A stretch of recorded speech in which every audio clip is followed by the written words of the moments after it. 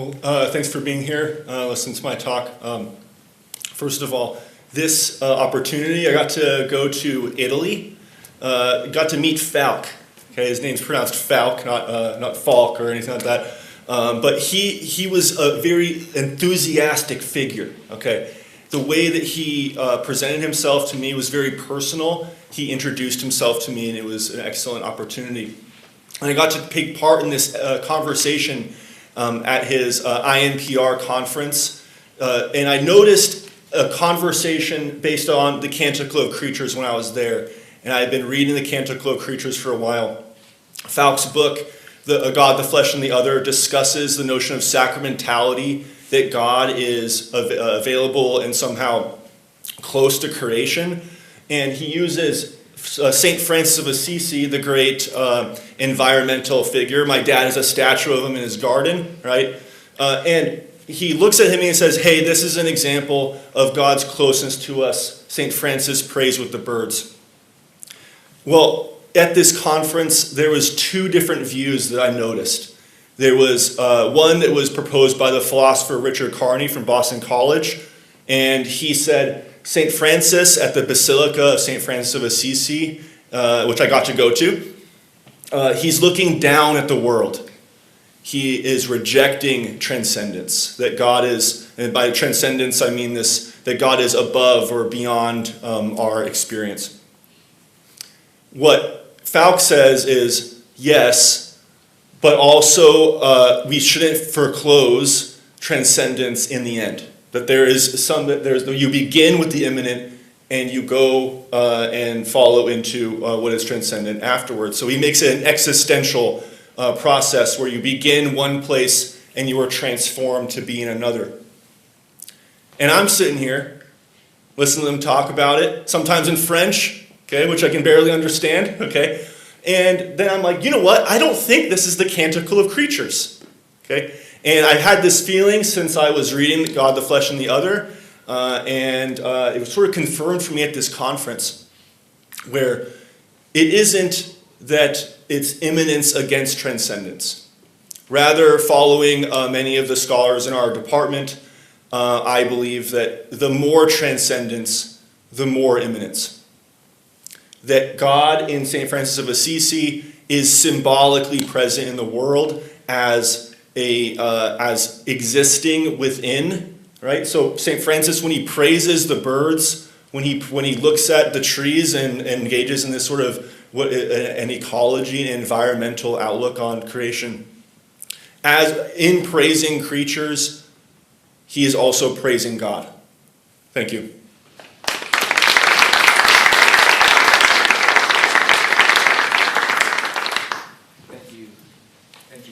For that presentation. I noticed a group of folks came in, and you don't have to stand in the back. We've got plenty of seats, so why don't you come on down and make yourselves comfortable?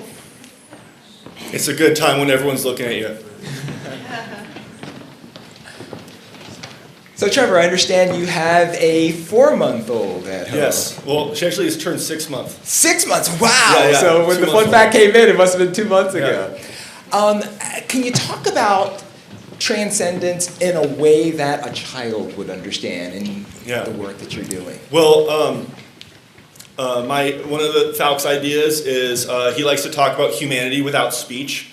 In fact, it's one of the main things that, as I've been holding and caring for my daughter over the last few months, that I've sent, even when she was in my wife's womb, I was trying to meet her for the first time. You know, you make faint attempts to introduce yourself. It never works, okay, but you try, okay? And as I've told some of my students this semester, the experience of incarnation, right? So in Christian doctrine, incarnation is that Jesus is God incarnate, that God becomes one of us in Jesus of Nazareth.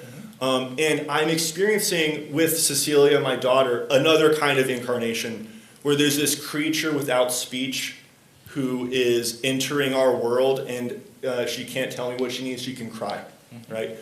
And I think one of if I could try to get to your question, is that I can't tell her what transcendence is. All I can tell her is that there is something outside of the horizon of her experience And sometimes I wake up and I see her looking over at me. But she can't, she's increasingly able to turn her head. Her horizon is expanding. And what I would point to is your world is getting bigger. Let's keep making it bigger and bigger. Yeah. I love that answer. And it was a selfish question. I work in the children's ministry at my church and often have to translate theological notions to first graders. So Yeah. I really appreciate that. Thanks. Are there other good questions for Trevor? Good questions. Yes. Ashley. So one of my favorite poems and one of my mom's favorite poems is Emily Dickinson's Some Keep the Sabbath Going to Church. I keep it at home, or I keep it by staying at home with bobbling for a chorister, et cetera, et cetera. Mhm. So it's also this idea of like maybe organized religion not being the central focal point for somebody's transcendence, but perhaps an engagement with nature. So I like that you're talking about this sort of through a specific piece of artwork. Do you find that this is something that you see repeated in secular and non-secular?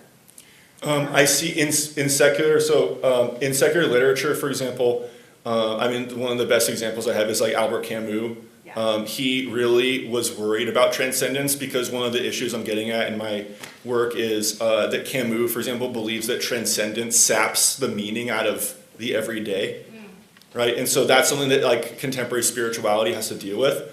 But I think looking to St. Francis as an example, he doesn't see a contradiction. He sees that there's always something deeper to dive into, and I think that's a more healthy way of looking at it. Yeah. Thank you. Are we out of time? Or? We're out of time, but you raised your hand in the nick of time, so get your question. Do you see any link between this and like Thoreau, Emerson style transcendentalism? Certainly in the so they sort of in that they share sort of like a quasi-Platonic look at the world. I think that some people stifle as like the sensible world, the world that we materially experience, and then there's like the ideal world that is beyond that, the eternal, and it gives us like endless fruitful infinity, basically in the everyday that we experience. I think there's a connecting point there in that there's a movement to see those as totally separate, but I think a lot of the transcendentalists see those as increasingly like overlapping with each other, and I think that you can sort of begin there with expanding on that question. Yeah. Thank you very much, Trevor. Yep.